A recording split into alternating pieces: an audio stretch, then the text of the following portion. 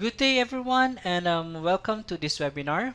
Let's give everyone another minute to join and settle in before we start.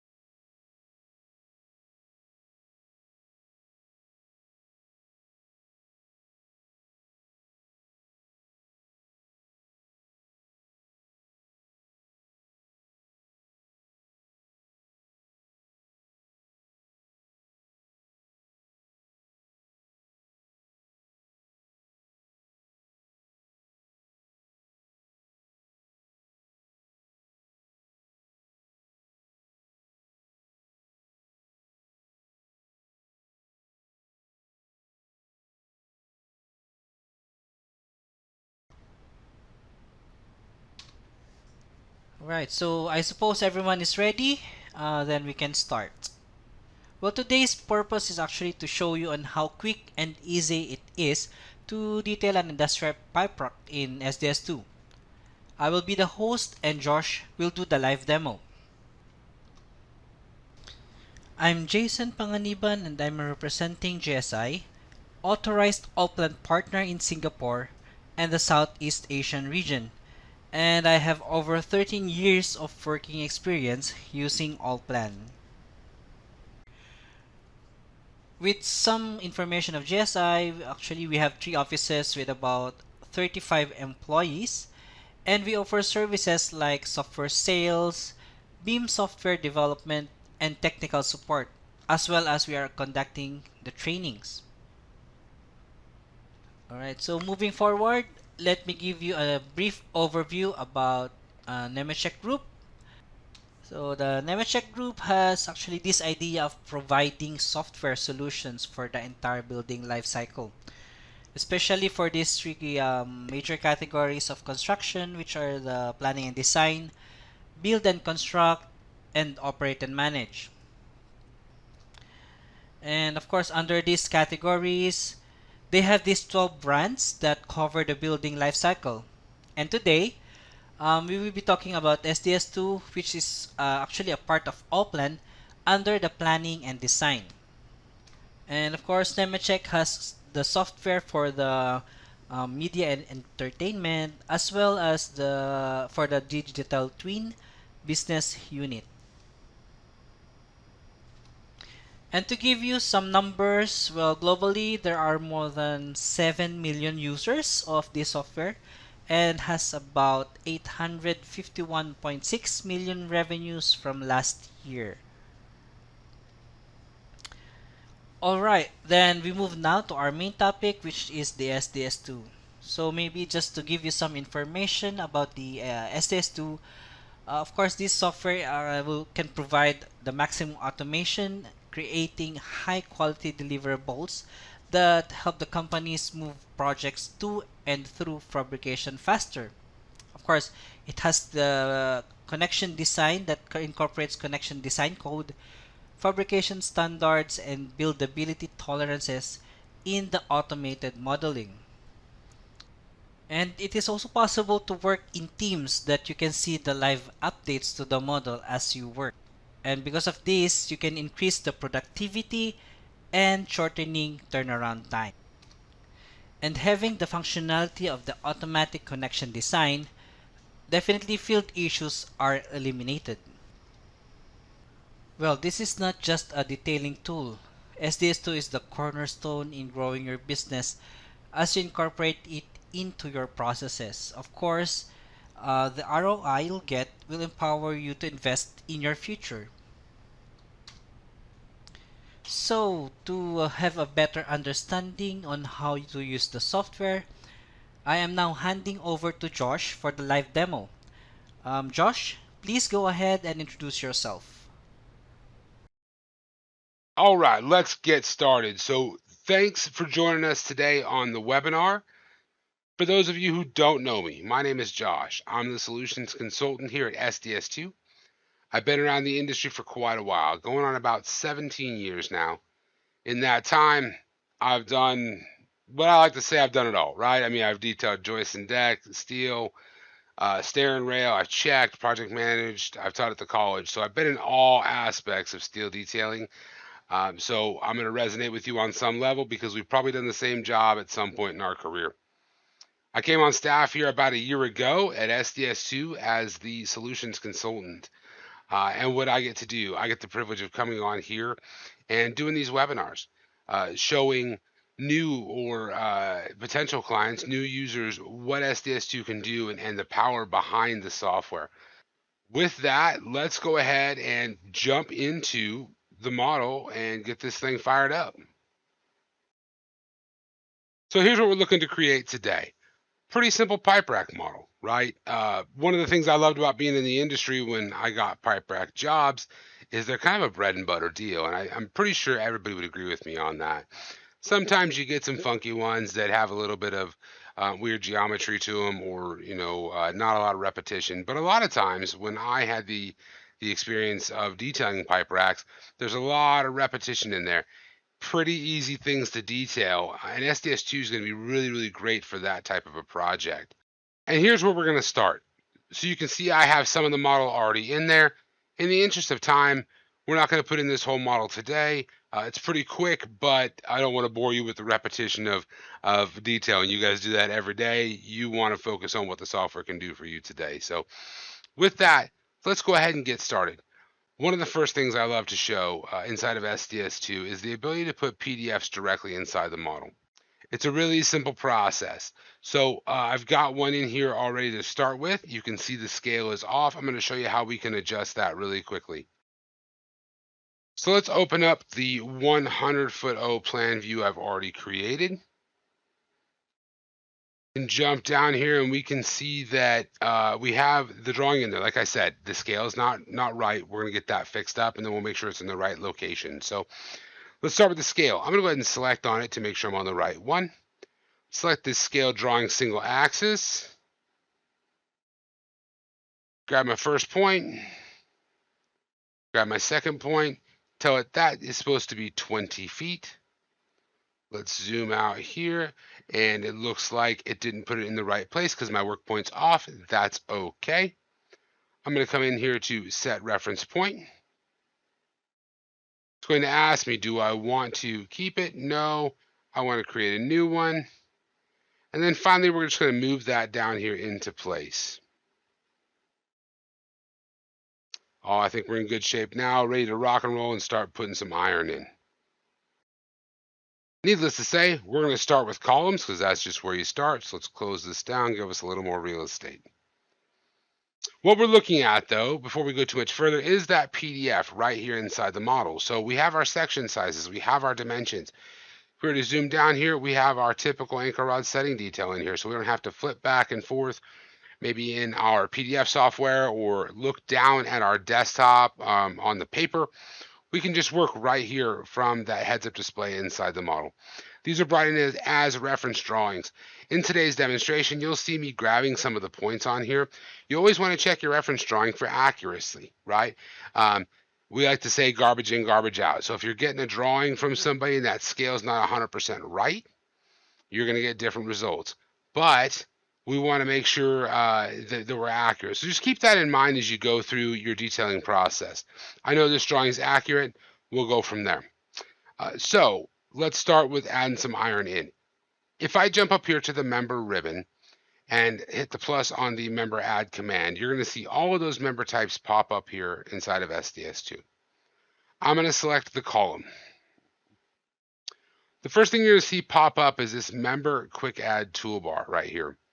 And it's important to note, I think, especially for newer users or people who are looking at making the switch to the software and wondering, what does that learning curve look like? SDS2 runs all of our menus from a left to right workflow. So if you were to take a look at the ribbons up here at the top, your layout ribbon, construction lines, circles, grid lines, and so on. Adding your members, adding your materials to your members, then creating your drawings. Same thing's it's gonna work the same way down here on the member quick add toolbar. I'm going to set that section size for my column. It's a W10 by 33. And then I'm going to step left to right. Over here to my base plates, open that base plate schedule. I've already created a base plate in my schedule, so we'll go ahead and use that. Continuing over, what's my bottom of column elevation? I know that finished floor is 100 feet, but we need 2 inches of grout, so let's put in 100 foot 2. To the top, plain end to the top for now. Keep working over. I know this frame, just from looking at these drawings, is going to be 120 feet to the top. Now, we're going to have some of the frames that are only 10 feet. I'm going to put columns in at 120. It's typically how I would detail and then come back and modify as I get to that portion of the structure. And I think we're in pretty good shape here. And from there, we're just going to start clicking over top of our PDF where those construction lines are at. You can see that the red is going in over top of that white. So that's telling us that the member is going in. The white obviously is the PDF. And all we're doing is just walking through and clicking. You can see just how quick it is to dump these columns inside the model. Once I do that, I'm going to turn the model solid. And you'll see that SDS2 already has those in there for us. It has the columns, it has the base plates on them with the weld configuration that I've put on it. So now let's take a look at the anchor rods. Inside of SDS2, what you may have heard is that, we do main iron really, really well. Beams, columns, braces, and we do. But we've put a lot of time into developing other tools that are going to make detailing faster and easier for you.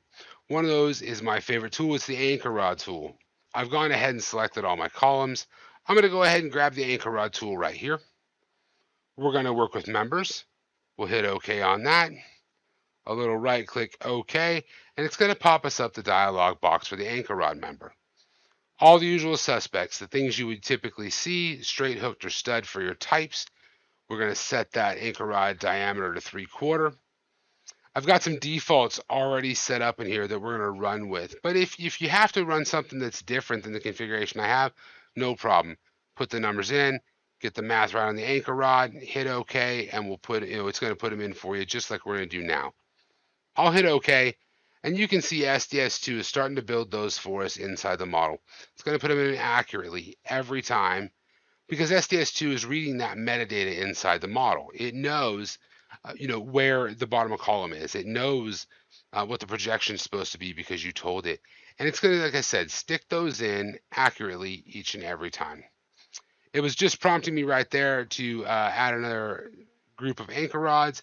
If I had a different set of columns that maybe had a different anchor rod configuration, something that was bigger in diameter or longer or shorter, I can do that. You just run that tool a couple of different times to get whatever configurations in that you need.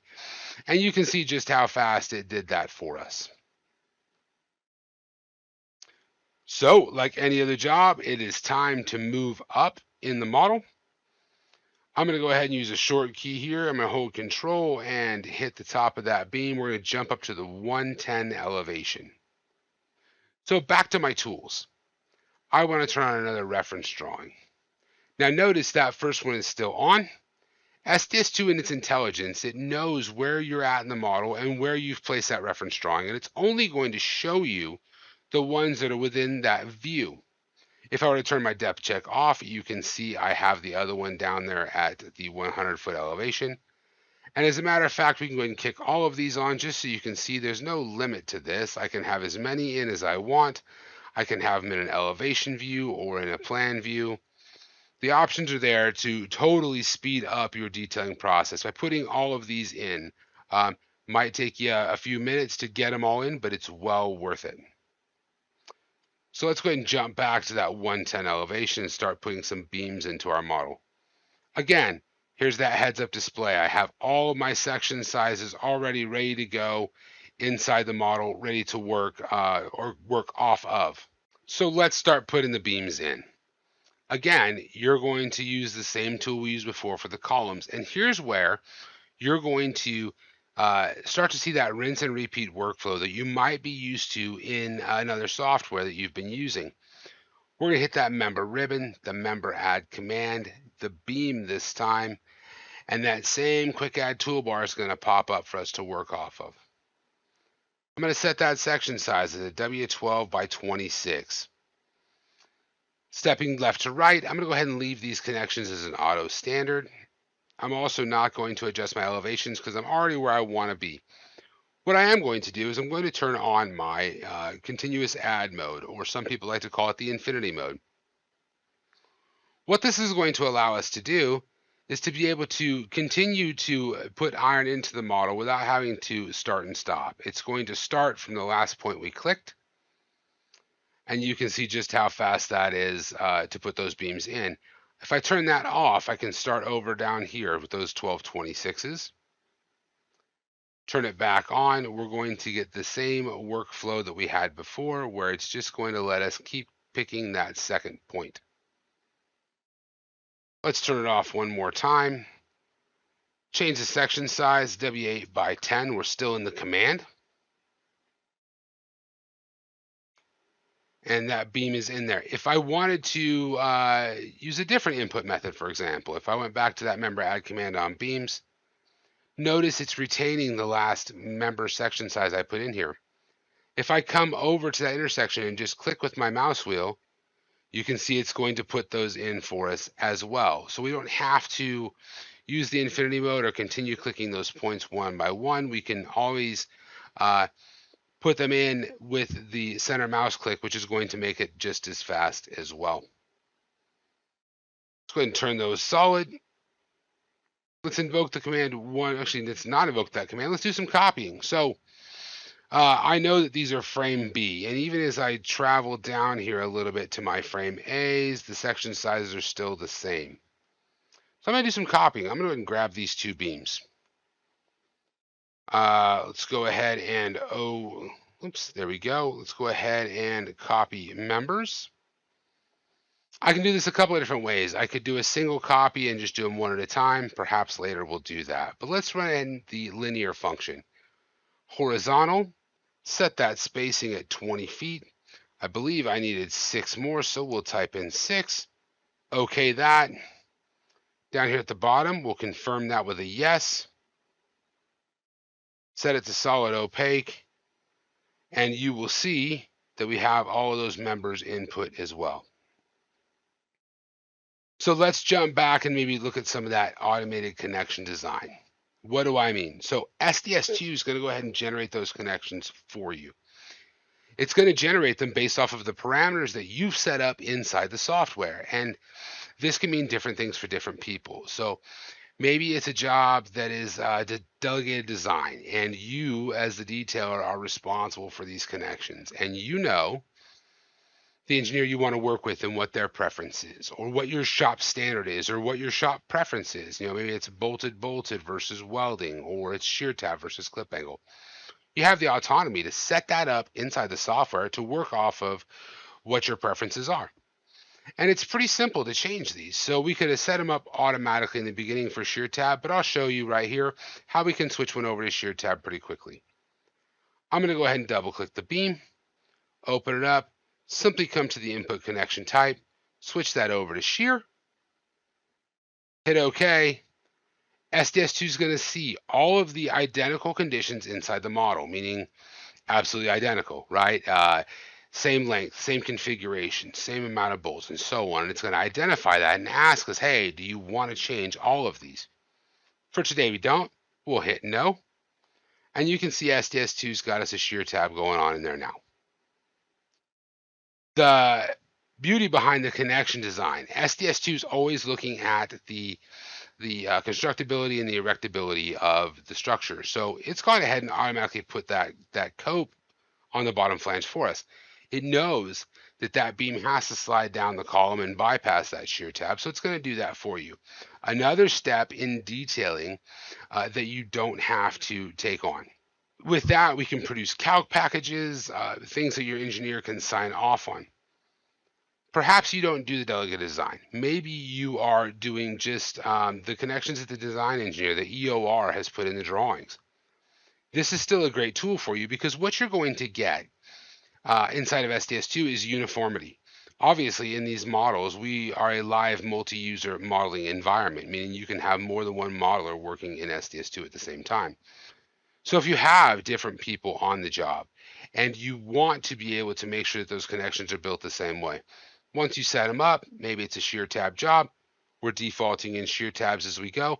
Those connections will be the same between detailer 1 and detailer 2. So you don't have to worry about people doing something rogue, going off a little on their own ideas. It's all going to be uniform at the end of the job. So let's jump up to the 120 elevation and start or finish putting in the rest of our beams. So I have that 120 created. We'll jump up there. Again, we'll hit our tools menu. We'll turn on another PDF that I've put in the model. Like I said, notice we've been putting beams and columns all the way down. We're not going to have any beams down here at this end, and so we'll have to shorten up those columns. That won't be an issue. Same process as before, the member add, member ribbon, member add command, beam. We're defaulting to that 1216, so we'll just go ahead and put those in real quick. Way to go. All right. Beams again. We'll do that 1226.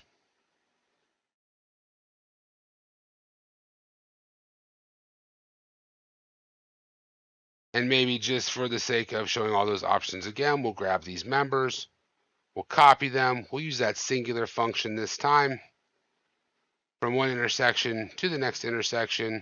And maybe we'll turn some of these drawings off so we can see what's going on. So we're in pretty good shape here on the main iron. Like I said, these columns, we need to make them shorter. Pretty simple process. I'm going to select those up, do a multi-edit on these members.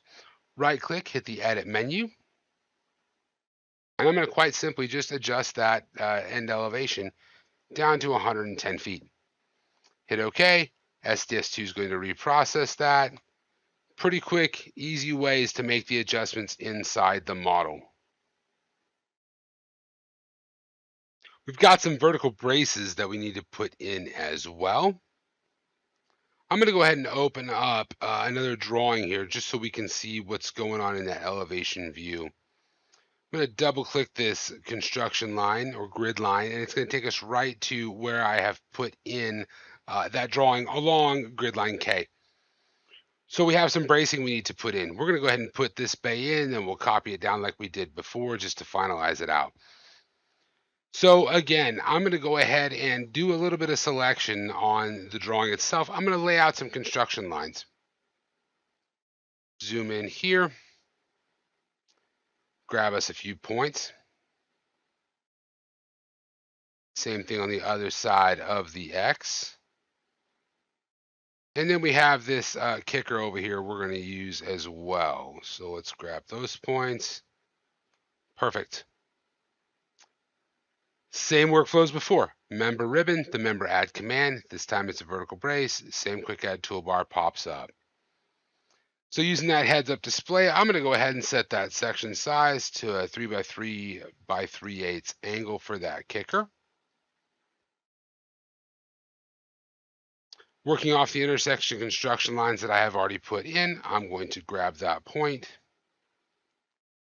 And here's where some of that automated connection design stuff is going to come in for you again as well, right?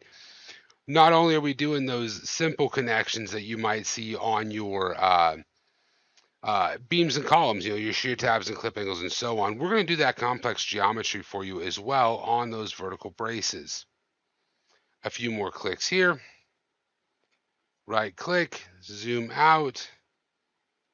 Looks like we're in reasonably good shape, except for maybe this one needs to toe in instead of out. So let's double click that. Again, make those simple changes right here inside the member edit screen. And we'll hit OK, and I think we are in pretty good shape on that bracing.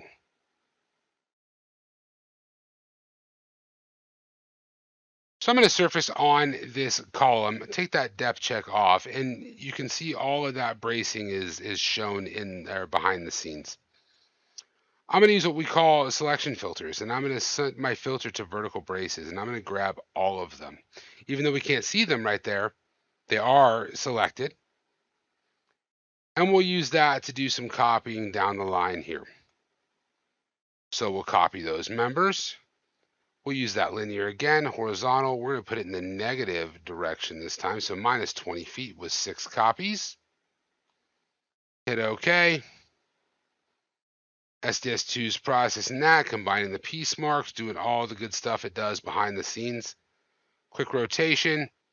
You can see they're all in there. Turn them solid. And I think that we are pretty well wrapped up with this main iron.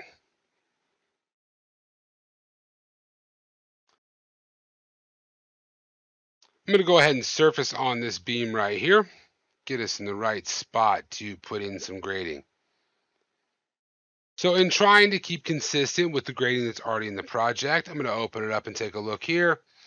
Looks like 36 bars. Overall width is 3.5 3/4. 1.25" grading. I got what I need. So let's add that grading in. Back to the member ribbon, the member add command. This time it's going to be grading. And I'm actually going to grab and use the points from the member itself. So let's strike that point there. And we'll strike this one as well. Since I opened up that last grading and okayed it, it's gone ahead and defaulted all of these pieces or all this information in here for me for that piece of grading. I'm going to okay that.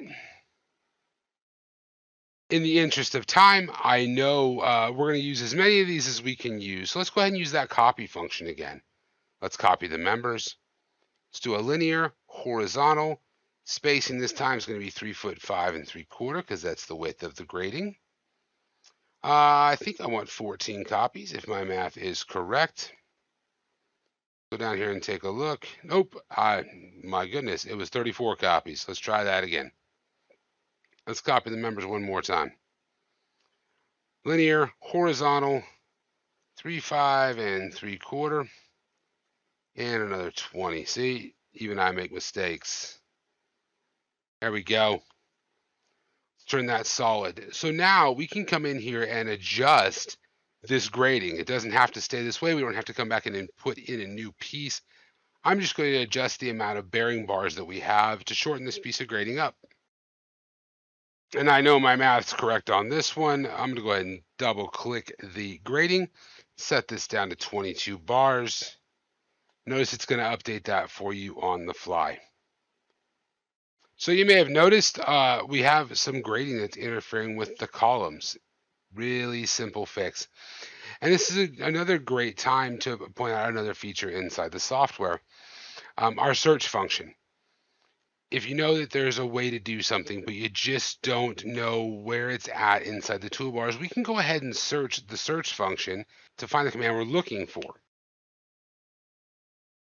So I'm pretty sure we want to go ahead and cope the grading around the column. So if I type in cope, material fit cope, it's going to ask us what do we want to select the material to fit. So we want to fit that grading.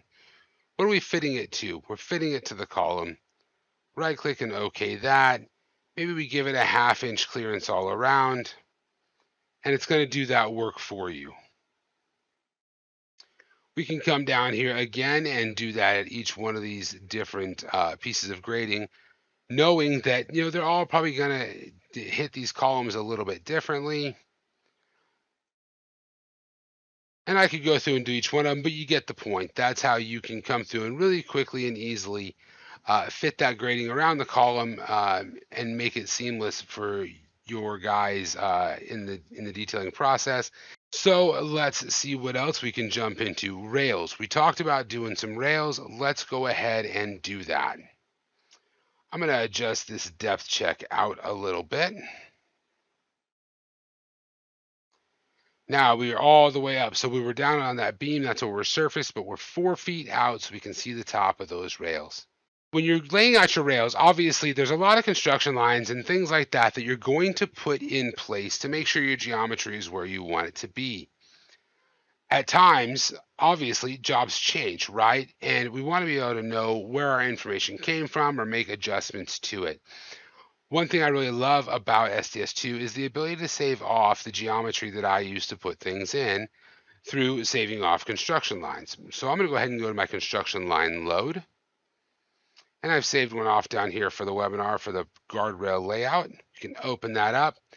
And there's all of my construction lines that I used to put in the guardrails previously. And we're going to use that same set of construction lines to input them now, right? We have this really great tool. It's called Add Flat Handrail. That would be used if you were going to start from scratch and build handrail all the way around this member or all the way around this platform. But we're not doing that. Today, we're going to continue the handrail that we've already started with. So I'm going to go to another great tool called Continue Flat Handrail. I'm going to select this member end. You can see SDS2 is already starting to try and build a rail for us. And from here, we're just going to go grab those points that we talked about. Cruising all the way down to the far end here. We'll grab that point there. It's going to ask us, do we want to offset? We don't, because we're on the construction lines that I already pre-programmed in here. We'll hit OK. And then we'll just keep working our way around here. And so I believe it was those first 3 bays before we hit into a column that we're going to interfere with. So let's grab that point there. And then we'll right-click that return now.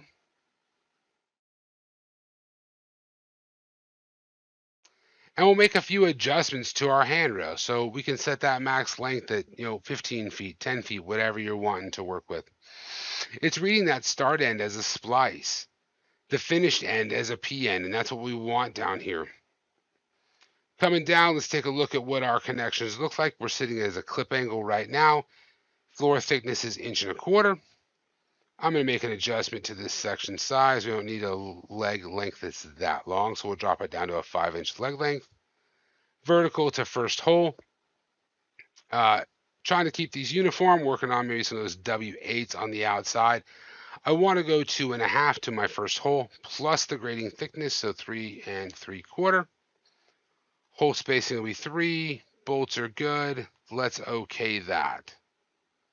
Let SDS2 go ahead and do the processing on that for us. It's going to process it out pretty quick. You can see we're already down here about 61% ready to go. Awesome. Now let's go put in a few more rails. So these rails are going to be running between the columns. So we're actually going to use the handrail member. So open my member add command on the member ribbon, select handrail, working left to right. So go ahead and pop us up this handrail dialog box. Checking our floor thickness is 1.25 inches. Our section sizes are correct. I want to put P ends down here. That looks pretty good. Rail height should all be defaulting to what we had in there before. Let's go ahead and OK that. And then we'll go ahead and cheat a little bit like we did before. Let's copy these members down.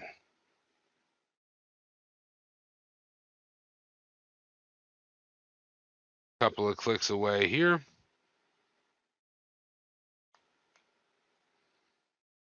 Turn it solid.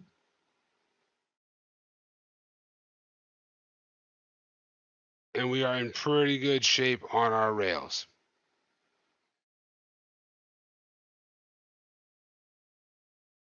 So maybe now let's take a look at using the, or inputting a stair. So I have my stair center line grid already established. Have my depth check set to where I can really only see the area that I want to work with. Obviously, just for your reference, we turn that depth check on. We can see that we're right here in front of the platform. So to input the stair, we're going to go back to that same member ribbon that we've been talking about all day. Back to the member add command. Right here, just down from the top to the stair. We'll select our points, lower left here, moving on up to upper right.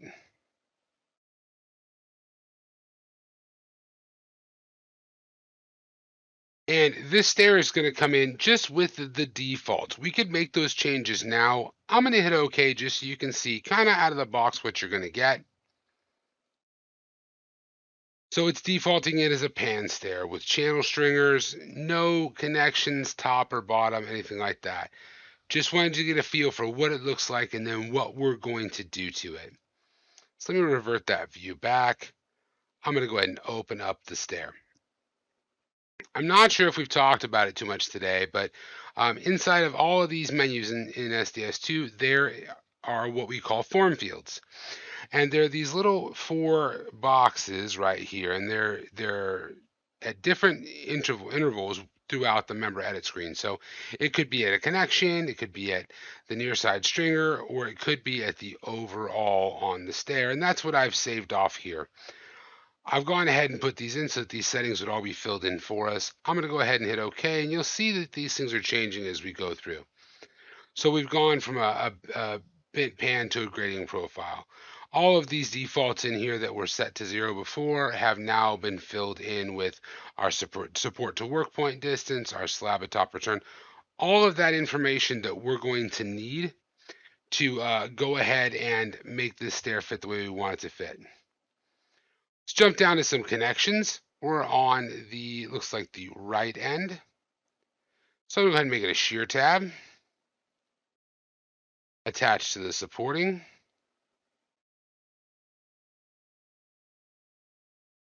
Let's cruise back up here to our left end connection. Our left end is our low end. So let's go ahead and put a floor clip on that. We can do interior, exterior, welded, bolted. We'll leave it defaulted the way it is for now. We'll hit OK. SDS2 will reprocess that. And there's our stair.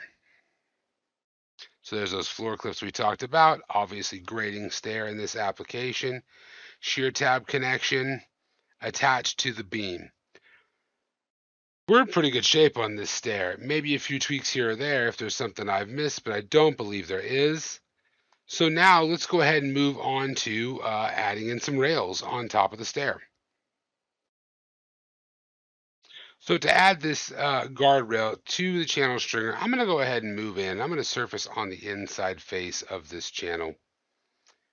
I'm going to adjust my depth in because I want to make sure I get to kind of where the center line of that channel, or I'm sorry, the center line of the handrail is going to be.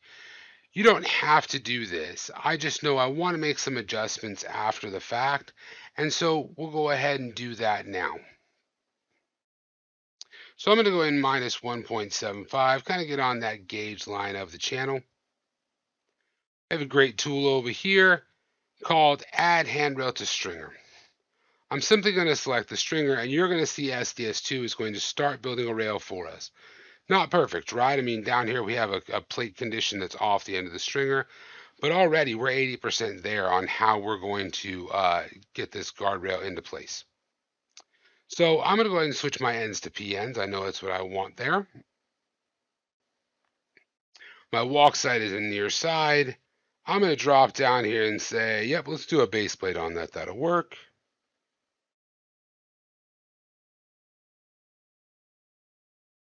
And we're almost there. So let's jump in here now that we have the basics taken care of. Let's jump in here and make a couple of modifications. So we'll double click to open up the member. And let's jump down to our ends. We want to take a look at the grab bar specifically. I'm going to go ahead and return this to the post. Same thing down here on this grab bar as well. Let's return that to the post.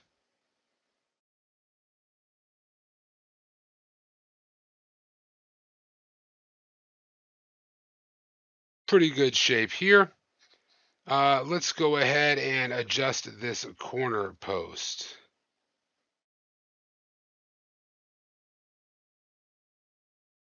So it looks like that is going to be on the right return end. So let's come in here and go to our right return. Intermediate posts. 1, and we'll locate it.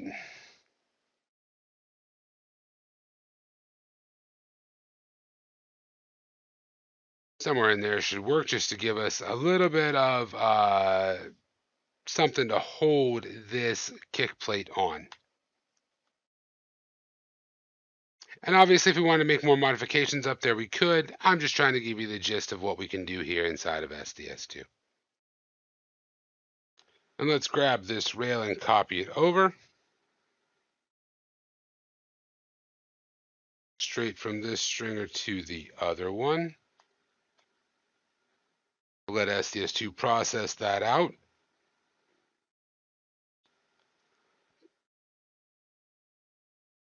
Turn it solid, and let's jump in here and make one more modification.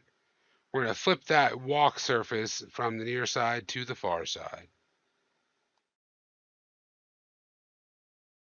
There we go. Taking a look, it's an identical mirror across both sides of the stair. And that stair is just about done. Again, maybe some little modifications here and there, but we're in really good shape on that. Let's go ahead and bring in that reference model for the pipes, just so we can kind of see what we're working with here. So under my tools, I can go to my reference objects. I've already linked this model for us. Close that, and we can kind of get a gist of what's going on with those pipes, making sure that our supports are in the right place, not creating any interferences. Looks like we might need some pipe supports out here to get all of these downspout pipes coming off. I'm going to go ahead and surface on the web of this beam. I have previously created an assembly. Inside of SDS2, we use assemblies to create different conditions that we might want to use over and over again. And in this model, this is something I would use over and over again. So back to my materials, and I can come to add assembly.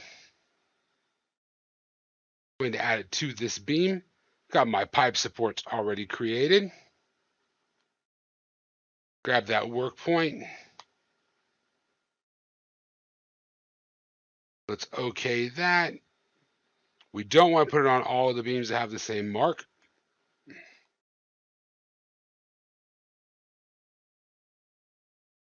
Take that depth check off, and you can see we've gone ahead and put those materials in just to give that pipe a little bit of support laterally. You could use that assembly over and over again, like I said.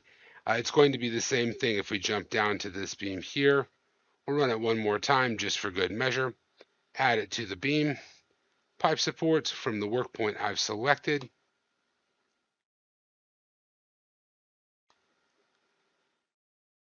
And you get the gist of how that works. So just another way to put in materials that you know you're going to use in multiple places across the model quickly, accurately, easily. All right.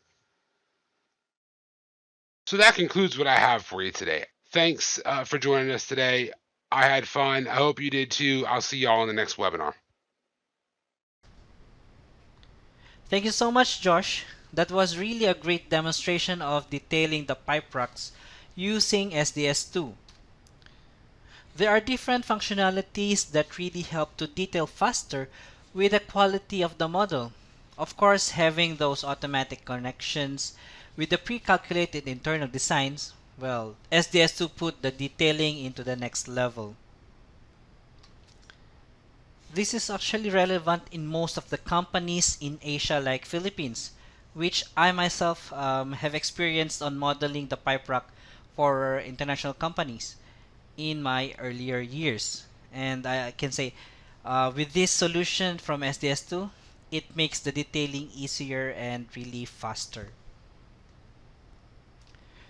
Alright, so just to let you know that we had our previous webinar, which is entitled SDS2, an advanced design and detailing solution for steel structures, which was demonstrated by Mr. Kishore Vemulapati from Enhanced Consulting Engineers in India. You can watch the video on YouTube and other platforms of Allplan Asia Pacific. So as you can see from the screen, you can also scan the QR code for your reference. Then showing on the screen now is my contact information. So if you have any questions or inquiries, just feel free to contact or email me. You can also scan the QR code for your convenience, and I will respond to you as soon as I receive your inquiries. So, this ends our presentation, and we hope to see you again for more webinar. Until next time, bye.